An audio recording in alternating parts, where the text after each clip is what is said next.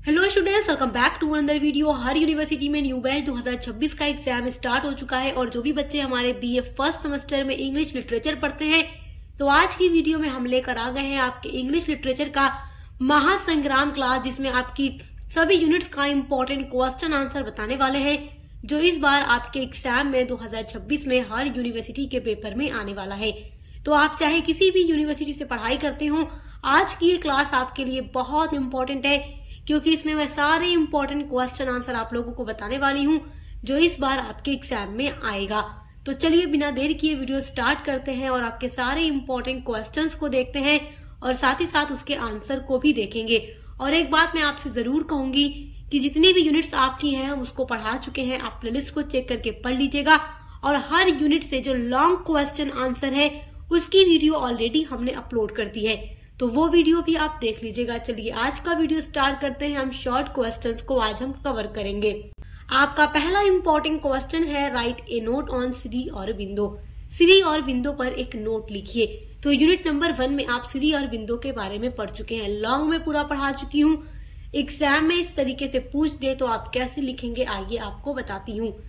Shri Aurobindo was a prominent Indian nationalist, philosopher, poet and yoga गुरु। श्री अरबिंदो श्री अरबिंदो थे एक prominent मतलब एक प्रमुख, इंडियन नेशनलिस्ट यानी ये इंडियन नेशनलिस्ट थे जो नेशनल मूवमेंट हो रहा था उसमें पार्टिसिपेट भी करते थे, क्योंकि हमारा भारत उस टाइम अंग्रेजों के अंडर में था, अंग्रेजों का गुलाम था। तो ये नेशनलिस्ट भी थे, फिलोसोफर यानी दार्शनिक थे, पोएट यानी कवि थे एंड योगा गुरु भी थे। He was also a journalist editing newspaper like Vande Mataram. और ये जर्नलिस्ट भी थे जो कि न्यूज़पेपर को एडिट करते थे और उस न्यूज़पेपर का नाम था वंदे मातरम। ये क्वेश्चन बहुत इंपॉर्टेंट है, जो बच्चे ऑब्जेक्टिव्स टाइप पेपर देंगे उनके लिए भी आज का वीडियो इंपॉर्टेंट है। बाकी ऑब्जेक्टिव्स के लिए हम अलग से वीडियोस अपलोड भी कर चुके हैं। He was born in Kolkata on 15 अगस्त 1872। इनका बॉर्न हुआ था कोलकाता में 15 अगस्त 1872 में। He wrote many works in English. उन्होंने बहुत सारे वर्क लिखे इन इंग्लिश यानी अंग्रेजी भाषा में, लाइक जैसे कि एसेज ऑन द गीता। अब देखिए ये ब्लैक पेन से जितना लिखा हुआ है इनके फेमस वर्क का नाम है। इसके अलावा इन्होंने और भी बहुत सारे वर्क लिखे हैं और जो मैंने इनकी कंट्रीब्यूशन की वीडियो अपलोड की थी उसमें सब कुछ आपको डिटेल में पढ़ा चुकी हूँ। यहाँ पर मैं उस पॉइंट ऑफ व्यू से बता रही हूँ कि अगर शॉर्ट में आ जाए तो आप कैसे लिखेंगे। लॉन्ग में ऑलरेडी पूरा मैं आप लोगों को बता चुकी हूँ, शॉर्ट में आ जाता है बच्चे लिख ही नहीं पाते, कंफ्यूज हो जाते हैं कि अब हमें कैसे अपना आंसर सेट करना चाहिए एग्जाम में। तो सारी क्लासेस हमारी देखते रहिए, एग्जाम की तैयारी करते रहिए।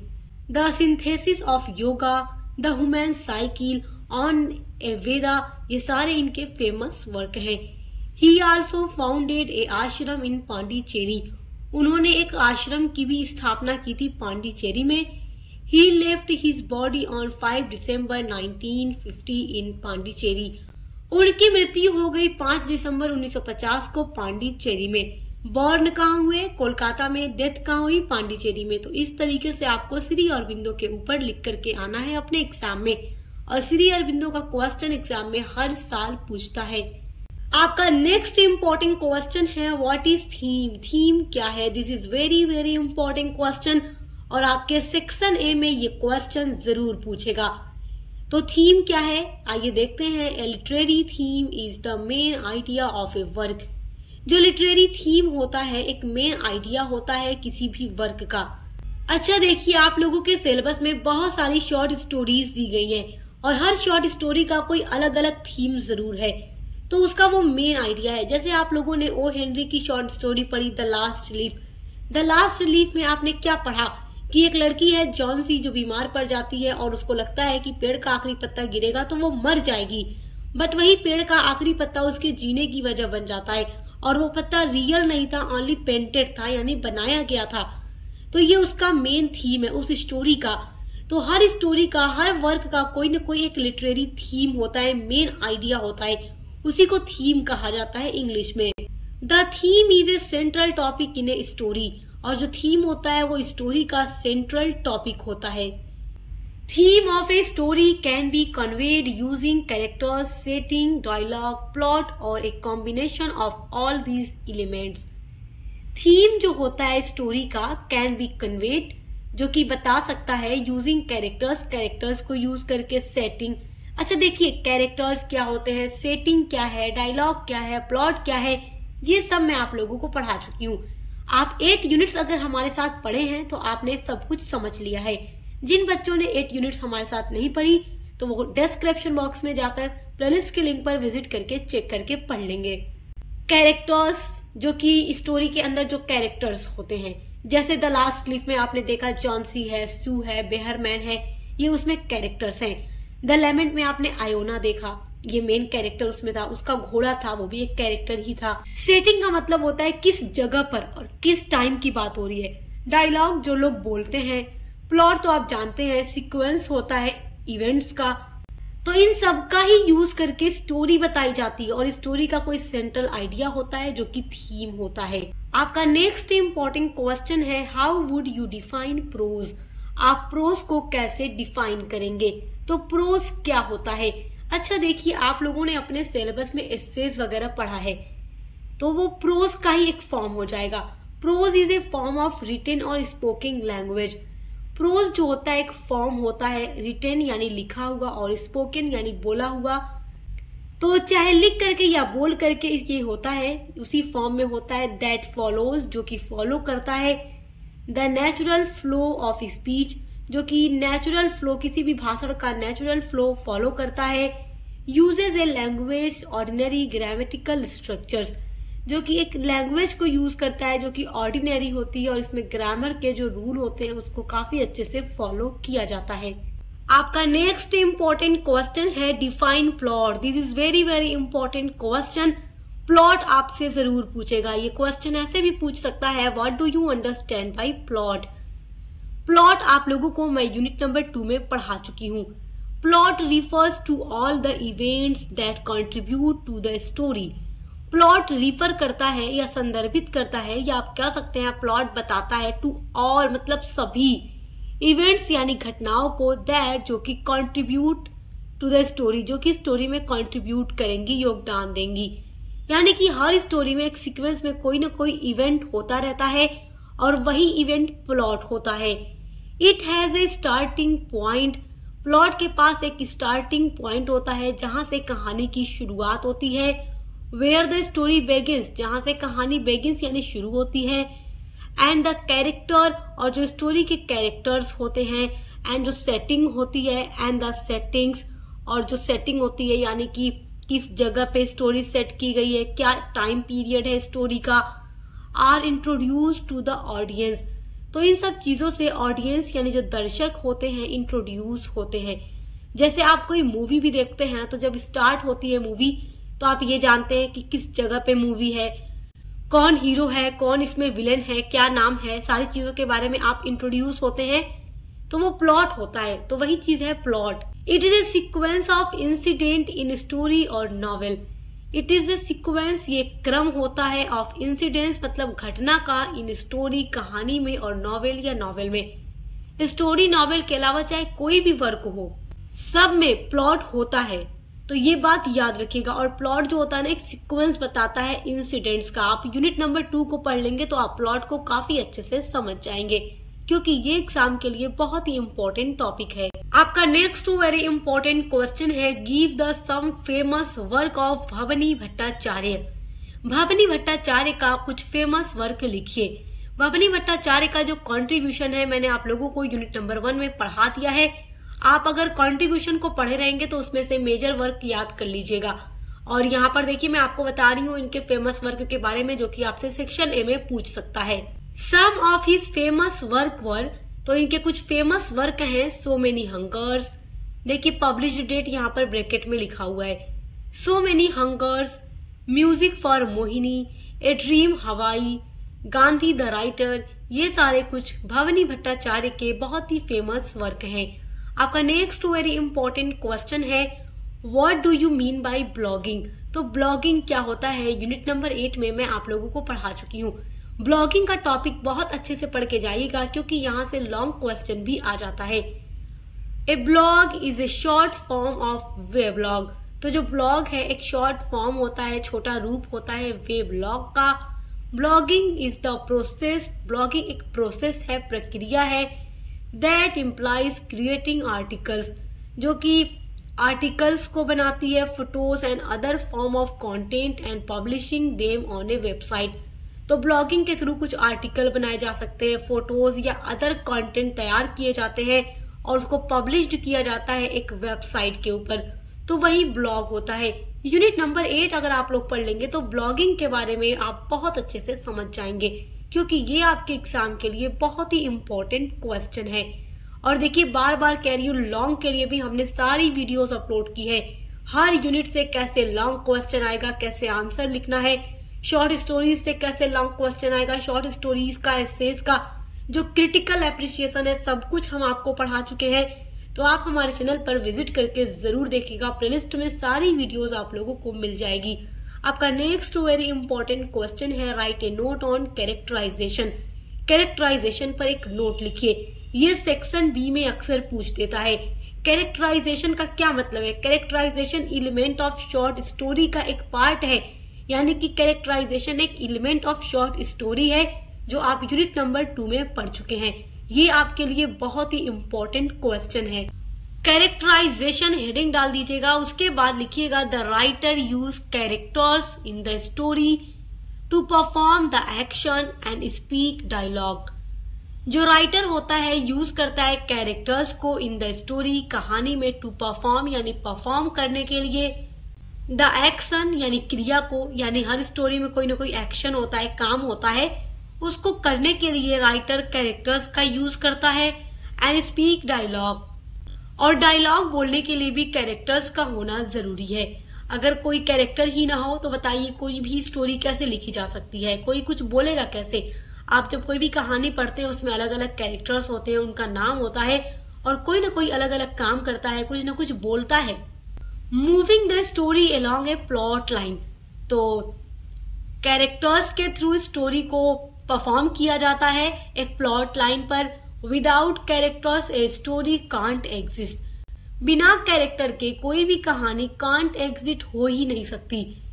आप ये सोच ही नहीं सकते कि हम कोई कहानी लिख दें और उसमें कोई कैरेक्टर ही ना हो, कोई ना कोई एक कैरेक्टर तो उसमें जरूर होगा। The main character in a story, novel और play is called the protagonist. तो जो मेन कैरेक्टर होता है किसी भी स्टोरी में, नॉवेल में और प्ले में यानी ड्रामा में, इज कॉल्ड द प्रोटागोनिस्ट, उसको प्रोटागोनिस्ट कहा जाता है, जो मेन हीरो होता है या हीरोइन।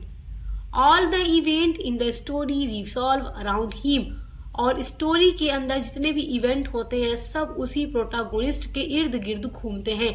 अगर आप कोई सीरियल, मूवी, ड्रामा भी देखते हैं तो उसमें भी जो मेन हीरो होता है, हीरोइन होती है, उसी के इर्द गिर्द सारी कहानी घूमती रहती है।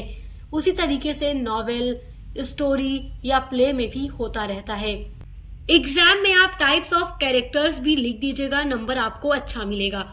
यानी कैरेक्टर्स कितने टाइप के होते हैं, तो देखिए कैरेक्टर्स बहुत सारे होते हैं, जैसे प्रोटागोनिस्ट जो कि मेन हीरो होता है, एंटागोनिस्ट जो कि प्रोटागोनिस्ट का अपोजिट होता है, जो स्टोरी, नॉवेल या प्ले में विलेन होता है।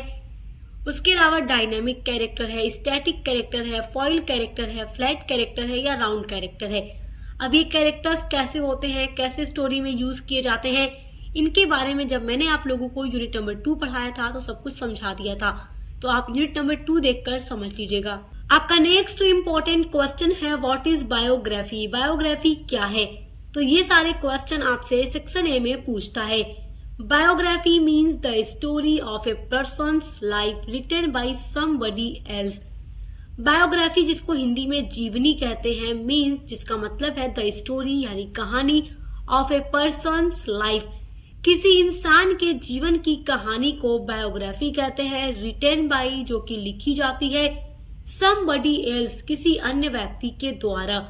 यानी कि अगर किसी इंसान की जीवनी है, जैसे एक एग्जाम्पल के थ्रू मैं आपको समझा देती हूँ, आपका एक दोस्त है और आप उसकी लाइफ को लिखना चाहते हैं, तो आप अपने दोस्त की लाइफ को खुद लिख देते हैं कि उसके लाइफ में ऐसे हुआ, मतलब एकदम पूरा रियलिटी बेस्ड आप सब कुछ लिख देते हैं, तो वो आपके दोस्त की बायोग्राफी हो जाएगी। यानी किसी इंसान के लाइफ को कोई और इंसान लिख देता है, और जब अपने लाइफ को अपने हाथों से लिखी जाती है तो वो ऑटोबायोग्राफी होती है, जिसको हिंदी में आत्मकथा कहते हैं। तो ये दोनों के बीच डिफरेंस बहुत इंपॉर्टेंट है, एग्जाम में पूछता भी है। तो ऑटोबायोग्राफी और बायोग्राफी में डिफरेंस याद रखिएगा। बायोग्राफी किसी इंसान की लाइफ कोई और लिखता है, ऑटोबायोग्राफी में वो इंसान खुद अपनी जीवनी लिखता है। It is a written account of someone's life detailing their experiences, achievement, failure and challenges. जो बायोग्राफी होता है, it is a written account, एक रिटन अकाउंट होता है, लिखा हुआ पूरा दस्तावेज होता है ऑफ समवन्स लाइफ, किसी इंसान के लाइफ का डिटेलिंग, जो कि पूरी चीजों के बारे में बताता है, उनके एक्सपीरियंसेस के बारे में, उनकी अचीवमेंट के बारे में, यानी कैसे उन्होंने अपने जीवन में क्या काम किया, कैसे अपने गोल को अचीव किया, उनके फेलियर के बारे में, कब किस काम में वो असफल हो गए, उनके चैलेंजेस के बारे में कि उन्होंने अपनी लाइफ में क्या क्या चैलेंज किए, क्या स्ट्रगल किए, उनका एक्सपीरियंस क्या है, सारी चीजों के बारे में बायोग्राफी बताता है। तो ये क्वेश्चन आपके लिए बहुत इंपॉर्टेंट है। आपका नेक्स्ट इंपॉर्टेंट क्वेश्चन है व्हाट इज मेमोयर। मेमोयर क्या है? तो ये क्वेश्चन भी आपसे वेरी शॉर्ट में पूछ सकता है, बहुत ही इंपॉर्टेंट क्वेश्चन है। तो जितना क्वेश्चन इस बार आने की पूरी संभावना है 100%, वो सारा क्वेश्चन हम आपको इस वीडियो में बता रहे हैं। एग्जाम में हेडिंग डालिएगा मेमोयर, उसके बाद लिखिएगा a memoir is a form of autobiographical writing that focuses on a specific period. देखिए, जो मेमोयर होता है ना, ये एक फॉर्म होता है, रूप होता है ऑफ ऑटोबायोग्राफिकल राइटिंग का, यानी कि इसमें जो फोकस किया जाता है वो एक स्पेसिफिक पीरियड पे किया जाता है, थीम पे किया जाता है और इवेंट पे किया जाता है in the author's life, author के लाइफ के। यानी कि देखो, कोई भी इंसान है, जैसे कोई ऑथर ही है, वो एक मेमोयर लिख देता है, मेमोयर लिखता है तो उसके ऑटोबायोग्राफिकल का ही वो एक पार्ट हो जाएगा। ऑटोबायोग्राफी तो आप जानते हैं सेल्फ लाइफ रिटन होता है, जिसमें राइटर अपनी खुद की पूरी लाइफ को लिख देता है। बट अगर राइटर कहीं घूमने गया है या कोई खास दिन उसे याद आ रहा है, उस दिन को याद करके वो उसकी स्मृति में, उसकी याद में एक वर्क लिखता है, उस स्पेसिफिक पीरियड पर लिखता है, अपनी होल लाइफ को एक्सप्लेन नहीं करता, कोई एक स्पेसिफिक पीरियड पे लिख देता है। यानी कि चलो मान लो किसी की शादी में ही गया हो, वो दिन आज उसे बहुत याद आ रहा है, उस पर वो एक वर्क लिख दे, या वो कहीं घूमने गया था, उस घूमने जाने में भी कोई एक दिन उसे काफी याद आ रहा है, तो उस दिन पे वो एक वर्क लिख दे, तो वो मेमोयर हो जाता है, जो कि मेमोरी पर बेस्ड होता है और ऑटोबायोग्राफिकल राइटिंग का ही पार्ट होता है, क्योंकि उसमें राइटर खुद चीजें को याद करके लिखता है अपने एक्सपीरियंसेस पर बेस्ड करके, rather than in attempting to encompass their entire life story like an autobiography। यानी कि ऑटोबायोग्राफी में तो पूरी होल लाइफ को लिखी जाती है, बट मेमोयर में एक स्पेसिफिक पीरियड को मेमोरी के हिसाब से लिखा जाता है, मतलब याद करके, कोई एक दिन याद आ रहा है उसके ऊपर लिख दिया जाता है। It is based on authors personal memories and experiences. और जो मेमोयर होता है ये बेस्ड होता है, आधारित होता है ऑथर्स यानी लेखक की पर्सनल मेमोरी, पर्सनल यादों के ऊपर और पर्सनल एक्सपीरियंस के ऊपर, तो वही मेमोयर होता है। आप लोग ने बहुत सारे मेमोयर्स को पढ़ा भी होगा, भले आपको न याद हो, मेमोयर याद रखिएगा राइटर की मेमोरी पर बेस्ड होता है और एक स्पेसिफिक डे पर, पीरियड पर वो लिखता है। आपका नेक्स्ट वेरी इंपॉर्टेंट क्वेश्चन है व्हाट इज डिक्शन। डिक्शन क्या है? ये बहुत ही इंपॉर्टेंट क्वेश्चन है।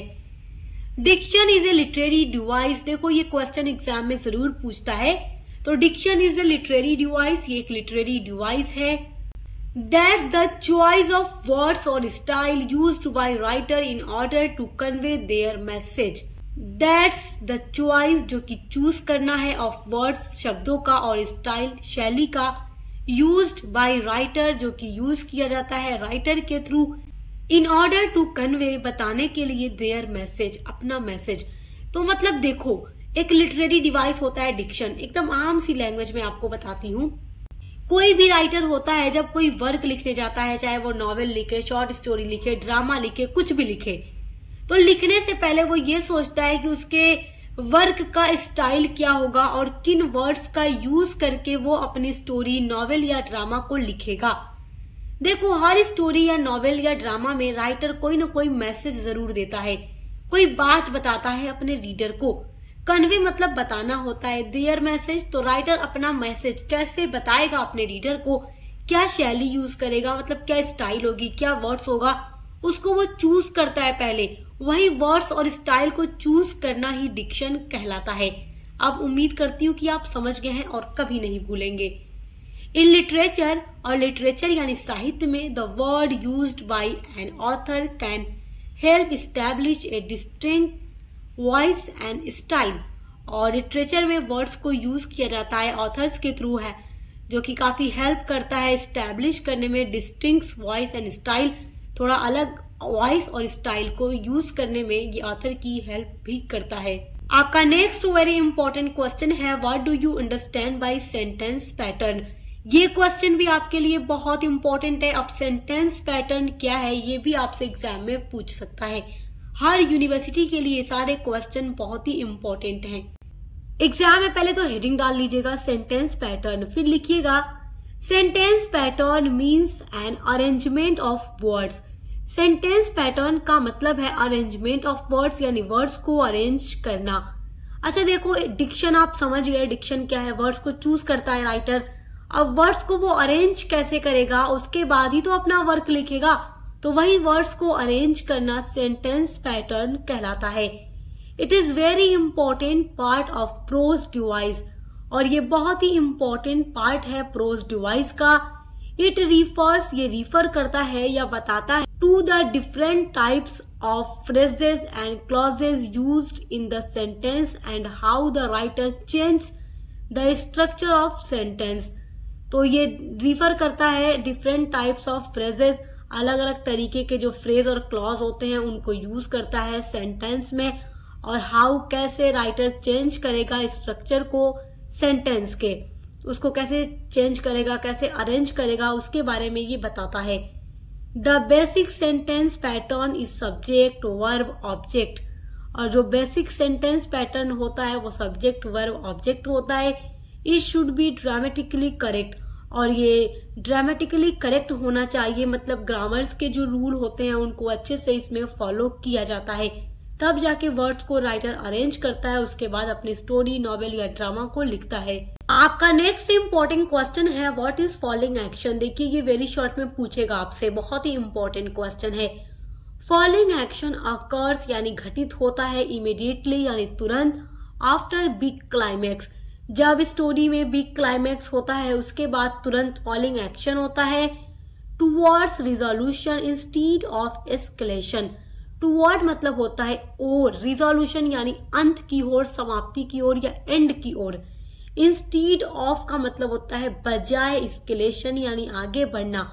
जब कोई स्टोरी आप पढ़ते हैं तो जब बिग क्लाइमैक्स हो जाता है उसके बाद स्टोरी फॉलोइंग एक्शन की तरफ बढ़ती है। फॉलोइंग एक्शन का मतलब होता है कि स्टोरी एस्केलेशन की ओर न जाकर रिजोल्यूशन की ओर जाती है, यानी अब स्टोरी आगे नहीं बढ़ेगी, अब स्टोरी यहाँ से खत्म होगी क्योंकि सब कुछ ठीक हो चुका है, सॉल्व हो चुका है स्टोरी में। It is main part of plot, और जो फॉलोइंग एक्शन है ये प्लॉट का ही एक पार्ट या एक एलिमेंट होता है, और प्लॉट के 5 मेन एलिमेंट्स होते हैं जो कि मैं आप लोगों को पूरा डिटेल में यूनिट नंबर 2 में पढ़ा चुकी हूँ। आपका नेक्स्ट इंपॉर्टेंट क्वेश्चन है right the name of elements of plot. Elements of plot के नाम लिखिए। ये शॉर्ट में भी पूछ सकता है, लॉन्ग में भी पूछ सकता है। शॉर्ट में पूछेगा आपसे सेक्शन ए में तो आप इतना लिख देंगे तो भी नंबर मिल जाएगा, लेकिन अगर सेक्शन बी में पूछेगा तो आपको एक एक पॉइंट को एक्सप्लेन करना होगा। तो देखिए there are 5 main events of plot. First है बिगिनिंग, जिसमें स्टोरी की शुरुआत होती है, राइजिंग एक्शन होता है, फिर क्लाइमैक्स होता है, फिर फॉलिंग एक्शन होता है, फिर रिजोल्यूशन यानी एंड हो जाता है स्टोरी का। और यूनिट नंबर 2 पढ़ लेंगे तो मैंने पूरा डिटेल में आपको एक्सप्लेन करके समझाया है, तो आप लॉन्ग क्वेश्चन में भी अपना आंसर लिख लेंगे एग्जाम में। आपका नेक्स्ट वेरी इंपॉर्टेंट क्वेश्चन है define narrative technique and it's elements. Narrative technique को डिफाइन कीजिए और उसके एलिमेंट्स को भी लिखिए। तो ये क्वेश्चन भी आपके लिए बहुत ही इंपॉर्टेंट क्वेश्चन है।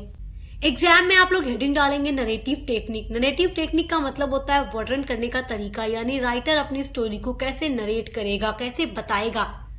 Narrative technique are the methods writer use to tell stories shaping how reader experience and understand the narrative. तो नरेटिव टेक्निक एक मेथड होता है जिसका यूज करके राइटर अपनी स्टोरी को बताता है और स्टोरी को शेप देता है, स्टोरी को आगे बढ़ाता है, जिससे उसके रीडर उसकी स्टोरी को अच्छे से समझ सकें कि राइटर क्या स्टोरी में बता रहा है। This technique encompass various aspect of story telling, और इस टेक्निक में कई तरीके के एस्पेक्ट होते हैं स्टोरी को टेल करने के लिए, इंक्लूडिंग जिसमें शामिल होता है point of view. Point of view का मतलब कि फर्स्ट पर्सन, सेकेंड पर्सन या third person point of view होता है।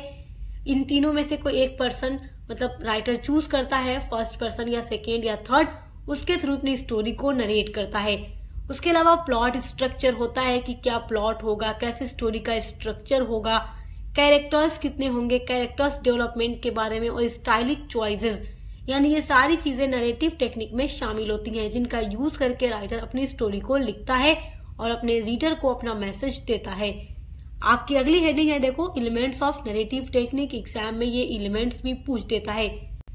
नरेटिव टेक्निक के एलिमेंट में पहला है प्लॉट, दूसरा है कैरेक्टर, तीसरा है पॉइंट ऑफ व्यू, चौथा है सेटिंग, पांचवा है थीम, छठा है कॉन्फ्लिक्ट, सातवां स्टाइल है और आठवां क्लाइमेक्स है। तो इस तरीके से लिख देंगे तो भी नंबर मिल जाएगा। चलिए आगे देखिए नेक्स्ट इंपॉर्टेंट क्वेश्चन। आपका नेक्स्ट क्वेश्चन है what is the theme of the last leaf. Short story से ये क्वेश्चन आपका जरूर पूछेगा। द लास्ट लीफ की थीम वेरी वेरी इंपॉर्टेंट है, और इसी तरीके से आपके सिलेबस पे जितनी भी स्टोरीज दी गई है, जितना भी एस्से दिया गया है, सभी के ऊपर हमने अलग अलग से इंपॉर्टेंट क्वेश्चन आंसर की वीडियोस अपलोड कर दी है। प्लेलिस्ट में ऐड है, चेक करके देख लीजिएगा क्योंकि वहां से एग्जाम में क्वेश्चन जरूर आएंगे। बच्चे पूछते हैं मैम शॉर्ट स्टोरी से कैसा क्वेश्चन आएगा, एस्से से कैसा आएगा, तो इसलिए हमने सभी पर अलग अलग वीडियो बना दी है, तो आप देख लीजिएगा। और क्रिटिकल अप्रिशिएशन की भी हमने अपलोड की है, आप देख लीजिएगा, बहुत इंपॉर्टेंट होता है, वो एग्जाम में लॉन्ग में पूछता है। ये थीम बहुत इंपॉर्टेंट है। देखिए, the central theme of the story the last leaf is death of Johnsy. इसका सेंट्रल थीम है लास्ट लीफ का डेथ ऑफ जॉन्सी, यानी जॉन्सी की मृत्यु। The whole story moves around the idea of her death, और जो पूरी कहानी है मूव्स अराउंड मतलब चारों ओर घूमती है, the idea of her death, उसके मृत्यु के विचारों पर, of the story from the beginning up to end. तो कहानी जब शुरू होती है उसकी बिगिनिंग से लेकर एंड तक यही चीज पूरी स्टोरी में दिखाया गया है। डेथ ऑफ जॉन्सी मतलब जॉन्सी मर जाएगी क्योंकि उसको न्यूमोनिया हो गया है। आप लोगों ने शॉर्ट स्टोरी पढ़ी होगी तो आपको अच्छे से समझ आ रहा होगा। हम इस पर समरी की वीडियो भी अपलोड कर चुके हैं, हम इसकी समरी भी आपको पढ़ा चुके हैं। देयर इज सस्पेंस, इस स्टोरी में काफी सस्पेंस है। हाउ, कैसे, the life of Johnsy is saved by the painted leaf, कि कैसे जॉन्सी की लाइफ को सेव किया जाता है पेंटेड लीफ के द्वारा, विच इज नॉट रियल, जो कि रियल नहीं होती है। द स्टोरी शोज, ये कहानी दिखाती है, the sacrifice of the theme of the story. तो इस कहानी में इसकी थीम यही है कि ये सैक्रिफाइस को दिखाती है। एक 60 साल का बूढ़ा आदमी जो कि एक पेंटर था, वो एक पेंटिंग बनाता है लास्ट लीफ की, क्योंकि लास्ट लीफ तो गिर चुका था बट जॉन्सी ने देखा नहीं था। और अगली सुबह वो देखती है कि इतनी आंधी तूफानी रात के बाद भी वो पत्ता अपनी जगह पे लटक रहा है, काफी हरा भरा दिख रहा है, तो उसको जीने की होप मिल जाती है। बाद में जॉन्सी को पता चलता है कि वो लीफ रियल नहीं है, पेंटेड है, ओनली बनाई गई है, मगर फिर भी उसे जीने की उम्मीद दे जाती है। तो यही इस स्टोरी का पूरा थीम है। बहुत अच्छी स्टोरी है, आप लोग पढ़ लीजिएगा, चैनल पर हमारी वीडियो अपलोड हो चुकी है। आपका नेक्स्ट इम्पोर्टेंट क्वेश्चन है why does Nambi stop telling stories at the end. ये क्वेश्चन आपसे सेक्शन बी में पूछ सकता है कि नाम्बी क्यों स्टोरीज को सुनाना बंद कर देता है। अंडर द बनियान ट्री, जो आर.के. नारायण की शॉर्ट स्टोरी आपके सिलेबस में दी गई है, वहां से ये क्वेश्चन आपका बहुत ही इम्पोर्टेंट है।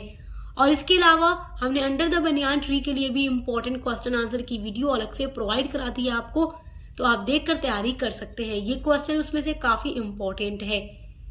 As Nambi grew in years, देखो नाम्बी काफी बूढ़ा हो चुका है। हिज पावर्स ग्रीव वीक, और उसकी जो शक्ति है वो काफी कमजोर हो चुकी है। He could not know longer keep his mind and imagination perfectly under his command, और वो अपने माइंड को अब अपनी कमांड के अकॉर्डिंग परफेक्ट नहीं चला सकता, नहीं सोच सकता, क्योंकि वो पहले स्टोरीज सुनाया करता था बट अब वो स्टोरीज को सुना नहीं पाएगा। He started to fail in remembering the incident he had imagined and arranging his ideas, और अब वो फेल हो चुका है रिमेम्बरिंग यानी याद रखने में इंसिडेंट्स को, घटनाओं को, और वो अब इमेजिन नहीं कर पाता, अरेंज नहीं कर पाता अपनी आइडियाज को, स्टोरी को सुनाने के लिए। So he stop telling stories all at once, इसीलिए वो कहानी को सुनाना बंद कर देता है। There was total silence in his life after these, और इसके बाद वो अपने पूरे जीवन में जब तक जिंदा रहता है कुछ भी नहीं बोलता, हमेशा शांत रहता है, साइलेंस रहता है। आपका नेक्स्ट इंपॉर्टेंट क्वेश्चन है, what is the main theme of profession for women. Virginia Woolf का एस्से प्रोफेशन फॉर वुमेन का थीम एग्जाम के लिए बहुत ही इम्पोर्टेंट है। प्रोफेशन फॉर वुमेन जो एस्से है हम आपको पढ़ा चुके हैं, उसका थीम देखिए, बहुत इंपॉर्टेंट क्वेश्चन है। The main theme is the struggle of women for freedom and equality in professional life. जो मेन थीम है इस एस्से का वो है स्ट्रगल ऑफ वुमेन, महिलाओं का स्ट्रगल फॉर फ्रीडम, स्वतंत्रता के लिए, एंड इक्वालिटी और समानता के लिए इन प्रोफेशनल लाइफ, व्यवसायिक जीवन में। देखिए वर्जीनिया वुल्फ का मानना था कि चाहे आदमी हो या औरत हो, मतलब महिला हो या पुरुष हो, दोनों के लिए अपॉर्चुनिटी बराबर होनी चाहिए, सारी फ्रीडम इक्वालिटी होनी चाहिए। क्यों पुरुषों को ज्यादा महत्व दिया जाता है और महिलाओं को नहीं दिया जाता? क्यों अपॉर्चुनिटी पुरुषों के लिए अधिक है, महिलाओं के लिए कम है? क्यों हर चीज के लिए महिलाओं को ज्यादा स्ट्रगल करना पड़ता है? क्यों ये अपने पैरों पे नहीं खड़ी हो सकती? क्यों ये अपने लिए आवाज नहीं उठा सकती? क्यों इन्हें पुरुषों के बराबर नहीं रखा जाता? इन सब चीजों पर वो अपने इस एस्से के थ्रू आवाज उठाती हैं। उनका कहना है कि महिलाओं को भी अपने पैरों पर खड़े होने की आजादी होनी चाहिए, अपनी बात कहने की छूट होनी चाहिए, फ्रीडम होनी चाहिए, और सोसाइटी में इन इक्वालिटी नहीं होनी चाहिए बल्कि इक्वालिटी होनी चाहिए, चाहे आदमी हो या औरत, दोनों के लिए। तो वही इस एस्से का मेन थीम है। वुल्फ सेज, वर्जीनिया वुल्फ कहती हैं, वुमेन मस्ट फाइट, कि महिलाओं को फाइट करना चाहिए, लड़ना चाहिए, बोथ दोनों के लिए। सोशल बैरियर्स, वर्जीनिया वुल्फ का कहना है कि सोशल बैरियर्स जो हैं, जो सामाजिक रुकावटें हैं, बैरियर्स का मतलब बाधाएं या रुकावटें, जो भी रुकावटें हैं सामाजिक, समाज के अंदर की जो एक औरत को आगे बढ़ने से रोकती हैं, उससे भी महिलाओं को लड़ना चाहिए। एंड इनर फियर्स, और जो उनके अंदर के डर होते हैं, देखो हर औरत कुछ करने से पहले डरती है, तो उसको अपने डर को मिटाना होगा। जो ये एंजल इन द हाउस है उसको किल करना होगा, मारना होगा, तब जाके सोसाइटी में एक औरत आगे बढ़ सकती है। तो वर्जीनिया वुल्फ का कहना है कि women must fight both social barriers and inner fears, यानी इन दोनों चीजों से लड़ना होगा। टू मेक, बनाने के लिए, ए प्लेस, अपना खुद का, फॉर देमसेल्फ, यानी अपना खुद का जगह बनाने के लिए इन चीजों से लड़कर ही आगे बढ़ना होगा। यही इस एस्से का मेन थीम है। आपका नेक्स्ट इंपॉर्टेंट क्वेश्चन है, what does Woolf mean by the angel in the house. तो वर्जीनिया वुल्फ का क्या मतलब है एंजल इन द हाउस के बारे में? तो इस एस्से में यानी प्रोफेशन फॉर वुमेन में वो एंजल इन द हाउस के बारे में भी कुछ बताती हैं। तो क्या बताती हैं? Angel in the house means the traditional ideas of a perfect women, gentle, self sacrificing and obedient. तो वर्जीनिया वुल्फ का कहना है कि जो एंजल है, एंजल इन द हाउस है, इसका मतलब होता है ट्रेडिशनल, यानी जो पारंपरिक आइडियाज हैं ऑफ ए परफेक्ट वुमेन, एक आदर्श महिला के, gentle, self sacrificing and obedient, जो कि कोमल है, जेंटल यानी कोमल है, सेल्फ सैक्रिफाइसिंग यानी आत्म बलिदान है, और ओबीडियंट जो आज्ञाकारी है। वुल्फ सेज, यानी वर्जीनिया वुल्फ कहती हैं, women writers must kill this angel, जो वुमेन राइटर हैं उनको किल करना होगा, मारना होगा दिस एंजल, इस एंजल इन द हाउस को, तभी वो आगे बढ़ सकती हैं। That is they must stop worrying about pleasing main, और वो ये भी कहती हैं कि दे मस्ट स्टॉप, उन्हें रोकना होगा, स्टॉप करना होगा, वरिंग अबाउट प्लीजिंग मेन, यानी आदमियों को खुश करने की ये जो चीजें हैं उसको छोड़ना चाहिए। वरिंग मतलब चिंता। हर औरत ये सोचती है कि अगर वो कुछ करेगी तो उसके घर के जो भी आदमी हैं, चाहे उसके पिता, भाई, हस्बैंड, वो नाराज होंगे, गुस्सा होंगे, तो उनकी चिंता छोड़नी होगी, उन्हें खुश करने की चिंता छोड़नी होगी। And start speaking their true thoughts, और उन्हें शुरू करना होगा अपने सच्चे विचारों के बारे में बोलना, तभी वो आगे बढ़ सकती हैं। इसके लिए उन्हें एंजल इन द हाउस को किल करना होगा, मारना होगा। तो यही बात करती हैं वर्जीनिया वुल्फ अपने इस एस्से में। तो आज की वीडियो में मैंने जितने भी इंपॉर्टेंट क्वेश्चन आंसर आप लोगों को बताए हैं उनको बहुत अच्छे से तैयार कर लीजिए, बिकॉज हर यूनिवर्सिटी में 2026-27 बैच में ये क्वेश्चन आने वाला है। और ऐसे ही हर एक सब्जेक्ट पर वीडियोस आपको मिलेगी, चाहे आप मेजर में कोई सब्जेक्ट पढ़ते हो या माइनर में पढ़ते हो, और जो आपका को करिकुलर पेपर है उस पर भी क्लासेस आपको मिल रही हैं। तो अच्छे से तैयारी करते हैं। ये बेस्ट ऑफ लक। मिलते हैं अगली वीडियो के